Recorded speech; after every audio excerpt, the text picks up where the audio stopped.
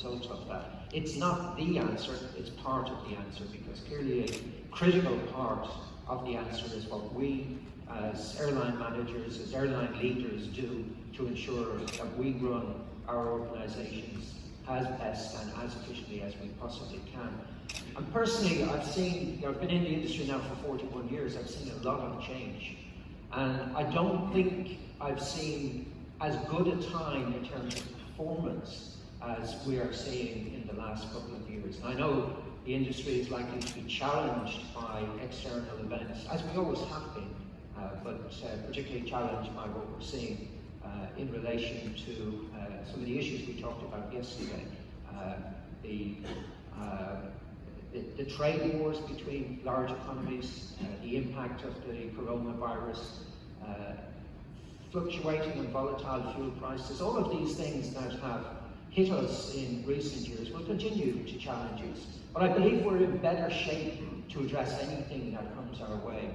And we know better today how to respond to these issues, and I firmly believe that the industry going forward is in a very strong and healthy place. Now, when we created IAG, we decided that the structure that we would pursue, which was largely based on what we saw others do well, and indeed what we thought others could have done better, was to have a single economic entity with multiple operating companies and multiple brands, and that was the best way to serve all of the customer segments that we had identified and recognize that there was significant value in the brands that we had. So we avoided temptation to call the company BA Iberia, similar to what Air France-KLM did, because our ambition was to consolidate beyond that, and we realized that at some stage the length of the name of the company would run off the end of the page. So we picked a very neutral name, International Airlines Group, to demonstrate two things. One, that we weren't trying to create a new brand. In fact, it was just we tried to find a more boring name that we could come up with, but to reinforce the view that there was significant value in the brands that we had. And we wanted to pursue a multi-brand, single economic entity, and I think we've done well to do that. In 2019, we carried just over 118 million passengers. Our results for 2019 will be released in a few weeks, so I can't say too much for that. But if I look at how we performed financially in 2018, we made an operating profit under IFRS 16 of nearly 3.5 billion euros. The market expectation is that our profit for 2019 will be slightly below that. We have 8 airlines, 8 AOCs in the group today. 3 of those are in Spain, 2 in the UK, 1 in Ireland, 1 in France, and 1 in Austria. And you've probably seen that late last year we made a bid which was accepted to acquire Air Europa in Spain. And we believe that that acquisition, joining International Airlines Group, will be significant for the people in Air Europa, but will also enable us to transform our Madrid hub operation. Today we operate just over 600 aircraft. We fly to 270 destinations. Our capacity is split right across the world. 7% operates in the domestic market, so that's the domestic UK market, which is very small, and the domestic Spanish market, actually, which is quite a significant market. We have 26% of our capacity intra-EU or intra-Europe. And then we're very strong on the Atlantic, with almost 30% of our capacity on the North Atlantic and 18% on the South Atlantic. We are quite light in Asia, with just over 8% of our capacity. Now we see that as a challenge and as an opportunity, but I suppose in the current climate we would see that maybe that's not a bad place to be, given the impact of the coronavirus on Asian traffic. We have, unfortunately, like a lot of airlines, suspended our flights between London Heathrow, Shanghai and Beijing as a result of the coronavirus. And clearly, as we sit here, I'm sure all of our thoughts are with the airlines in China and the associated airlines near China, who have been heavily impacted by this issue, and of course by all of the people that have been impacted by the coronavirus. Those of you who have sort of challenged what does this mean for the industry, I would point you to an excellent document that IATA produced recently. It's on their website, iata.org, and it's titled, What Can We Learn from Previous Epidemic Episodes? And I think it demonstrates to you how the industry has been impacted historically by these events and how quickly the industry can, and I'm sure in this case too, will recover. Now, turning to some of the more topical issues, Brexit is a question that I get asked about quite a lot. As you know, as an Irish person living in the UK, I had the opportunity to vote. It's a unique feature of an EU citizen. I think Irish people are the only EU citizens in the UK that can actually vote in referendum and general elections. I personally voted to remain. I'm disappointed that the UK has decided to leave the EU, but that is a decision that has been taken. It was clear to me once the referendum result was out that it was not going to be reversed. And clearly we've got to get on and just manage our business and deal with any of the uncertainty that that creates. It had a significant impact on the financial performance of IAG in that the UK, the pound, weakened significantly after the referendum result. And as a business with a significant operation, significant revenue from the UK and significant profit from British Airways, but who reports in euro, that meant there was a big translation impact as we translated our sterling profitability into our reported currency, euro. So our 2016 results were heavily impacted as a result of the weakening pound sterling. That's probably been the only impact that we've seen from Brexit. We have not seen any impact on booking profiles or on customer behaviour, be that in the corporate segment or in the consumer segment. And quite honestly, we've looked very closely to see if we can identify any patterns as a result of Brexit, and we've not been able to see them. I think the issue for us is clearly what will the longer-term economic impact be. And that's something that we can all take a view on, but our belief is that this will not have a material impact on our business. In relation to ownership and control, as you know, going back to what I said earlier, we have a lot of airlines based outside of the UK, and we have had to satisfy the national regulators in the countries in which we operate, so principally in Spain, Ireland, France and Austria, that our ownership and control satisfies and complies with the EU regulations.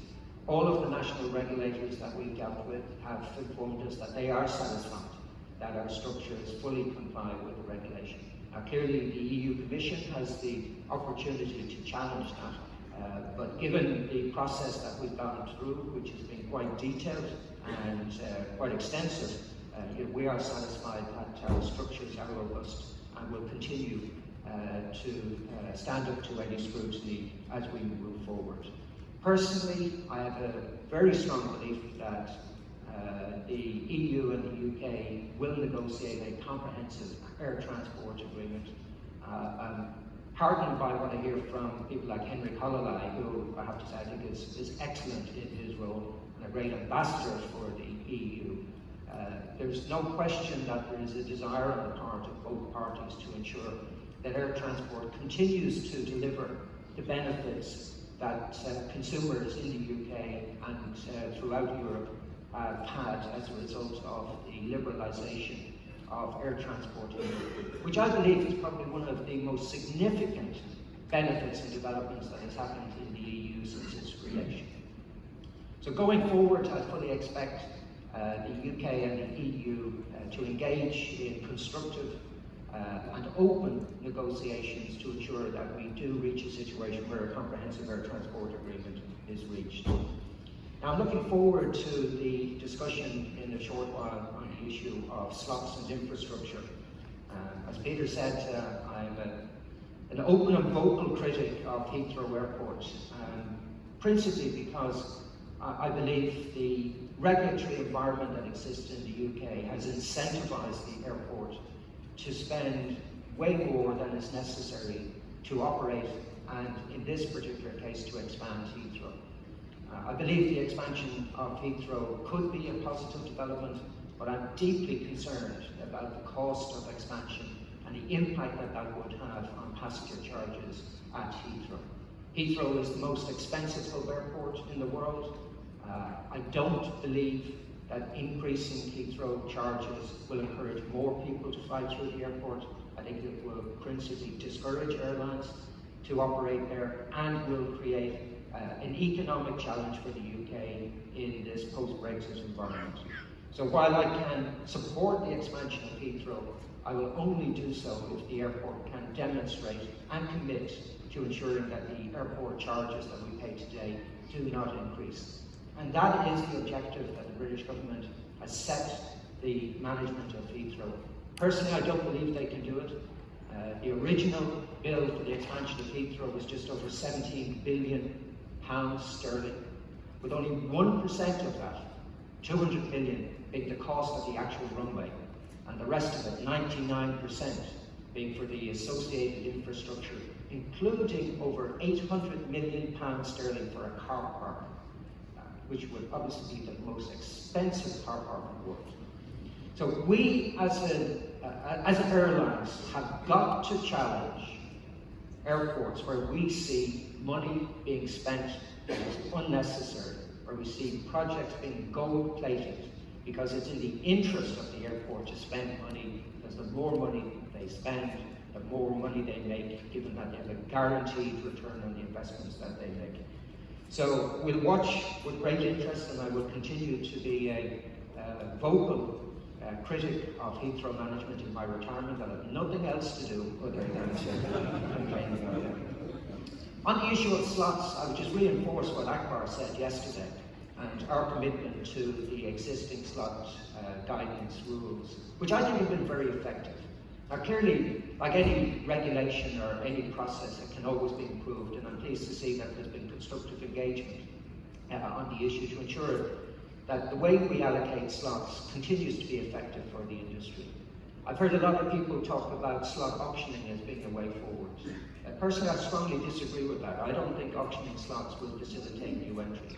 I think the process today, where excess capacity is principally or in the first place made available to new entrants, works very well. And the reason I say that is if I look historically at Heathrow, where we've had slot trading for some considerable time now. If you go back to 2001, British Airways held 36% of the slots at Heathrow. Today they hold just over 52% of the slots. That increase in slots was as a result of BA buying slots from other airlines, who, through various reasons, saw value in the slots that they had, and better value in selling the slot than in operating the slot. So when people complain, and one of our principal competitors at Heathrow, Virgin, complains about the slot portfolio we have, it's important to point out that all of those slots were available to Virgin to buy. Had they wanted to establish a two-airline hub at Heathrow, they could have done so. They could have bought the slots, because we don't buy every slot that becomes available at Heathrow. As you know, many airlines compete for slots when they do become available. So there has been an open market in Heathrow for slots for many years, and we have succeeded in increasing our slot portfolio because we have been prepared to invest our money in slot acquisition. And I think we need to be careful when we talk about auctioning, because in my opinion, that will only facilitate the rich and incumbent airlines to increase their portfolio of slots rather than facilitate a new entry. And finally, I want to turn to the issue of the environment. In November last year, IAG became the first airline group worldwide to commit to achieving net zero CO2 emissions by 2050.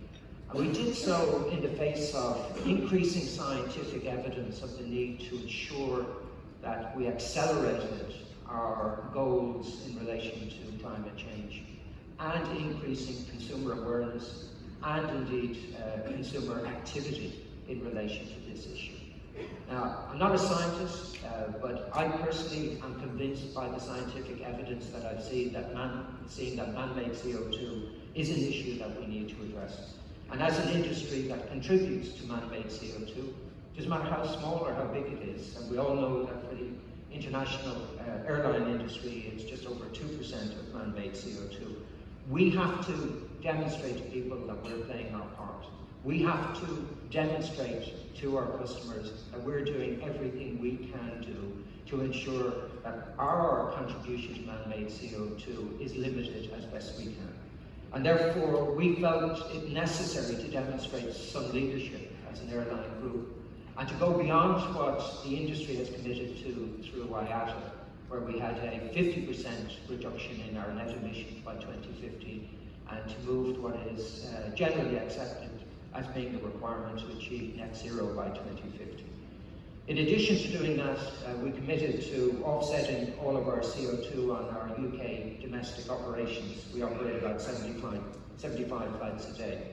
And we are doing this by investing in quality assured carbon reduction methods. Now, the important word there is quality assured, because we have to be able to demonstrate that offsetting is a credible process. There are many who believe it does not address the issue. And quite honestly, I think there's good reason for them to be skeptical about this, because we have seen some projects in the past which I think were questionable. So as an industry, we're committed to offsetting. And I believe we have to, given that we will have no alternative to the fuel sources we use for some considerable time. We have to ensure that those offsets that we're investing in are credible and lead to a genuine reduction in CO2. And we, as a group, we're investing billions. We'll spend 4 or 5 billion euros every year for the foreseeable future on fleet renewal and fleet expansion.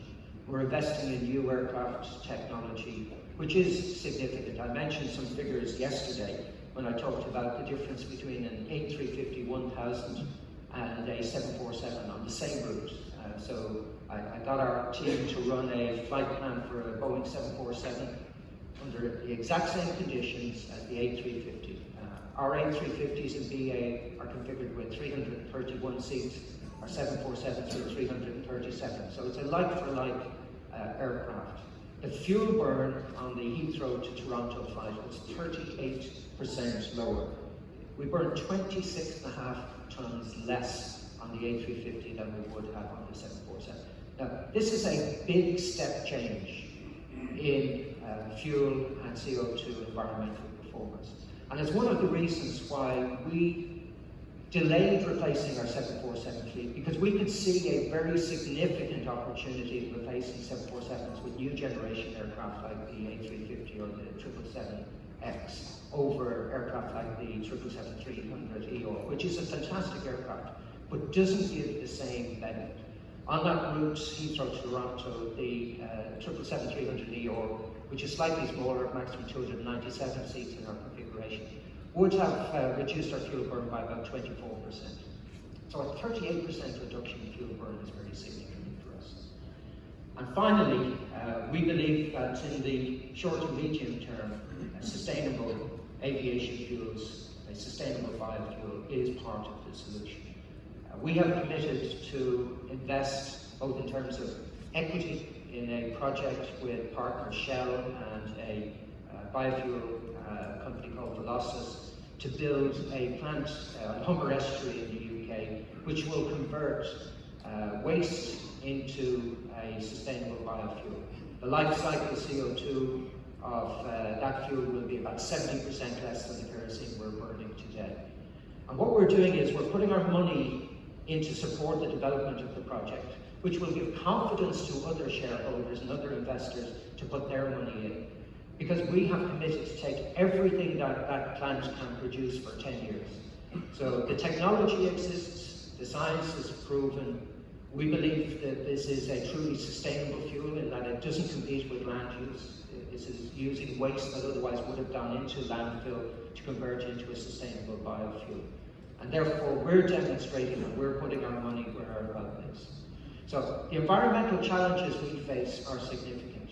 But as I said yesterday, I firmly believe that as an industry, based on everything we've done in the past and everything we're doing today, we can be confident that we can demonstrate to regulators, to politicians, and most importantly, to our customers, that we will play our part in ensuring that the performance of our industry recognises and acknowledges the need to limit and, where possible, to reduce the amount of CO2 that we produce.